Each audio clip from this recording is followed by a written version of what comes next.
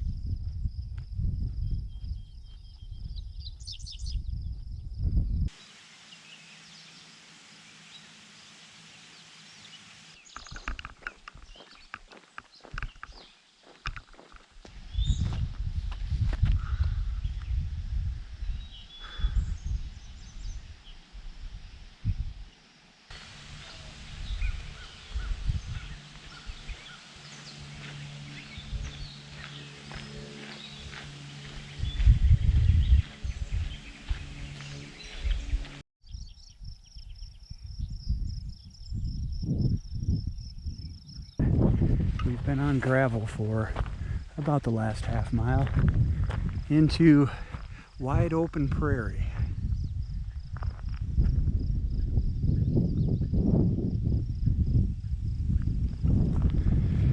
And as we crest this hill, you get a very good look at most of the prominences of the Baraboo Range. Partly sunny day. It's actually quite pleasant out here, probably around 70 degrees, but there's a nice cool wind, not a breeze, but a wind out of the west. And with the sun behind the clouds, it keeps my chrome dome from getting burned and saps my energy a little bit less.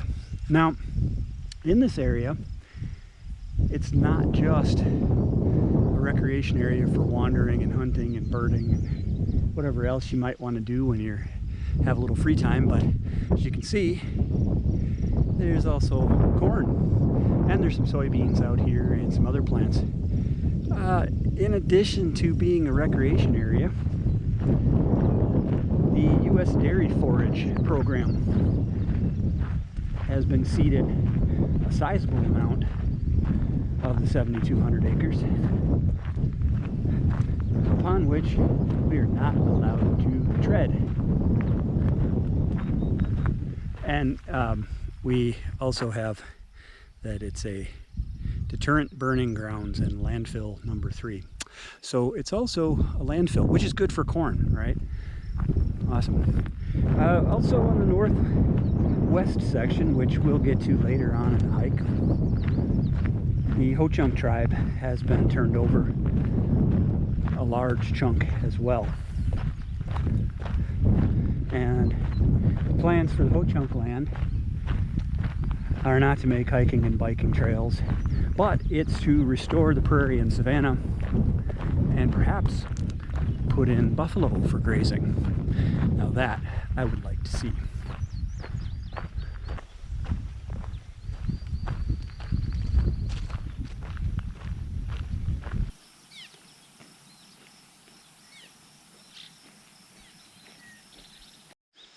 Not sure what the building used to be used for, but it is clearly used to store hay now.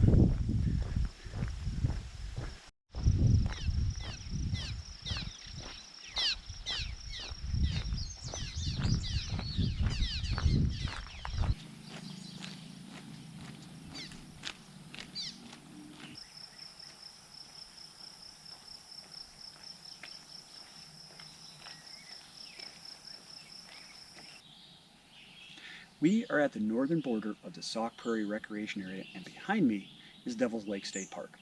This is the turnaround point for today's hike. We'll start making our way back after a little bit of a break. For thousands of years, this whole area that we've been walking through today was over 14,000 acres of rolling prairie and oak savanna sandwiched between the hard Baraboo Hills and the meandering Wisconsin River. The early people that lived here used this as a meeting place, they used it as hunting grounds, and just simply a way to sustain their style of life.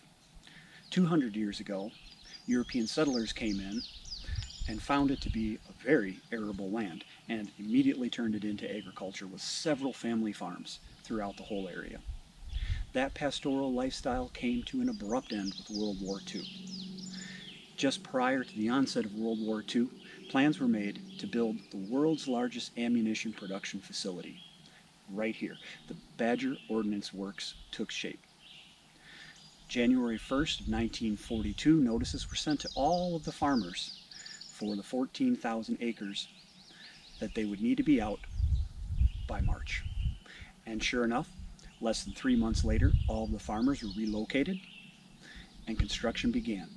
Before the end of 1942, the first shells were coming off the production line, and the Badger Ordnance Works would remain in operation throughout World War II, the Korean War, the Vietnam War.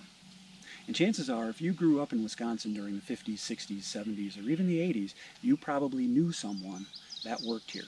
They would bus people in from as far away as Stevens Point, Milwaukee, Chicago, La Crosse, hours away. Thousands of people worked here, thousands of people lived here. After the ammunition plant was decommissioned, plans were made to turn this back into the prairie and a restored prairie and turn it into a recreation area. But those plans didn't come to fruition until around 2001 to 2003, and by 2013 they began to take shape. The removal of the buildings began, the cleanup of the toxic materials began, and by 2018 all of the buildings were removed. And having driven past here in the early 2000s and the late 90s on my visits to Devil's Lake State Park on my way down to Madison for visits, it was very interesting to drive to come up over the hill of Highway 12 and just see this vast flat land of buildings and power lines, and then to watch it as the years went by, as the power lines went down, the buildings came out, the trees grew up, and now here today we're out here walking in this area. The goal of all of this is to restore this back to original prairie and oak savanna and to provide a nice outdoor recreation area for the people of Wisconsin. Prominent feature of the Sauk Prairie Recreation Area is the Great Sauk Trail. This bike and walking trail is part of the Rail to Trail program all throughout Wisconsin. And we're going to take it for a couple of miles.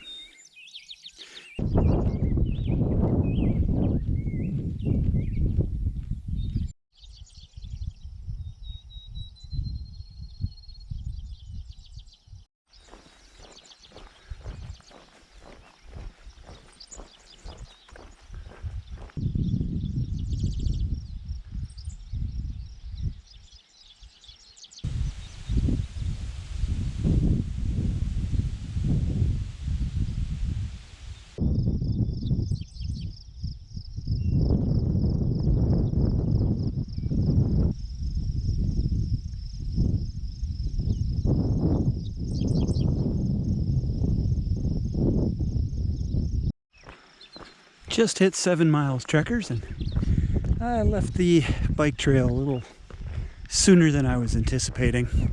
Probably a good mile before I was anticipating. It is a very busy trail.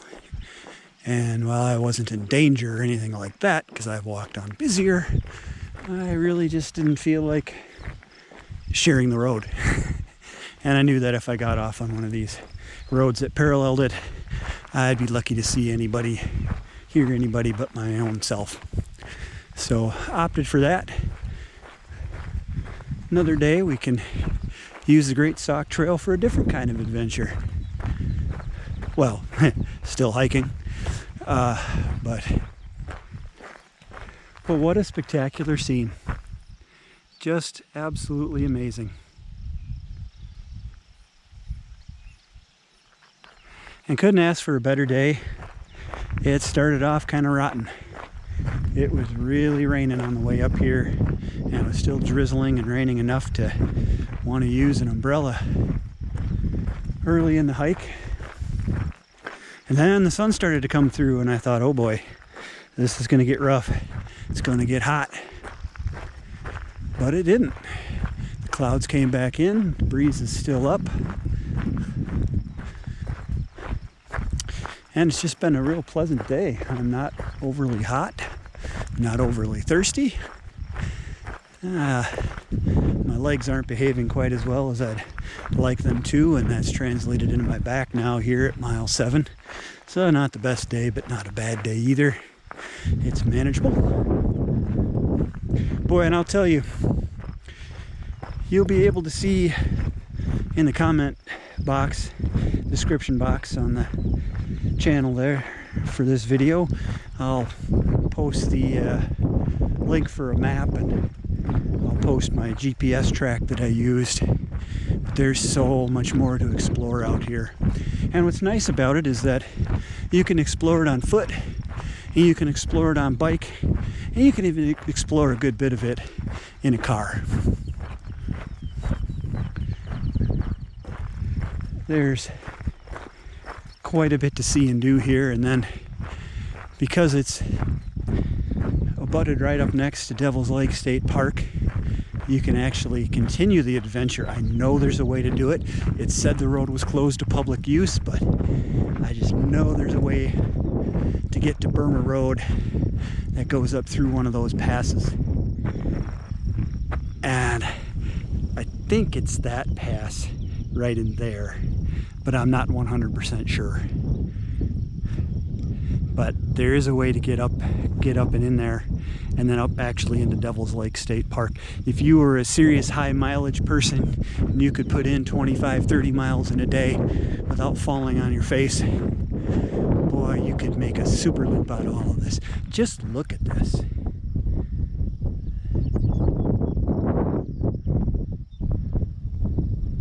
Wow. Absolutely fantastic and accessible. Choose your own adventure.